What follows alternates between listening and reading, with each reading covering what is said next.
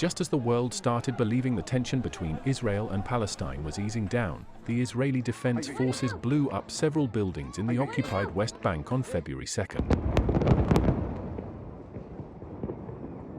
The IDF grounded around 20 buildings in the Jenin refugee camp, as per the Palestinian state news agency. The demolition of the buildings was carried out in precise simultaneous explosions that reduced the buildings to ruins. The bombardment thrusts thick dust and smoke clouds into the sky, creating panic among the people. People could be seen running away as the deadly blasts occurred. The development raises questions about the prospects of durability of the Israel-Hamas hostage deal, which is underway. Negotiations are due to start by February 4th on agreements for the release of the remaining hostages and the withdrawal of Israeli troops from Gaza in a second phase of the deal, which is intended to lead to the final end of the war in Gaza.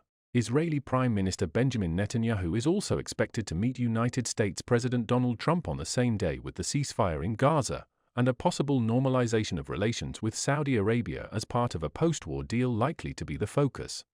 However, Hamas, which recently locked the hostages deal with Israel, has now called for an escalation in the resistance against Israeli defense forces following the demolition of buildings in Jenin. It is noteworthy that the Israeli forces have been conducting a massive operation for nearly 2 weeks in Jenin that the Israeli military says is targeted at local militants, including seizing weapon stockpiles. A spokesperson for the Israeli forces said several structures used as terrorist infrastructure had been dismantled and that more details would be released later. Israeli forces have been engaged in gun battles with local militants since the operation began.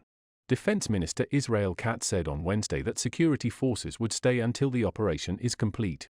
The Israeli forces, equipped with helicopters and armored bulldozers, began the assault on the city on January 21st, 2 days after Israel reached a ceasefire in Gaza with the militant group Hamas. At least 25 Palestinians have been killed since the Israeli military operation began, including 9 members of armed groups, a 73-year-old man and a 2-year-old girl, according to Palestinian officials. The Israeli military says it has killed at least 35 militants and detained over 100 wanted individuals. Dozens of homes and roads have been destroyed by Israeli forces in the latest campaign. The Palestinian state news agency also said that a 27-year-old man had been killed on Sunday by Israeli forces raiding a refugee camp near Hebron. The Palestinian Authority, a Hamas rival, exercises limited governance over the West Bank, where around 3 million Palestinians live and over which Israel maintains overall military control.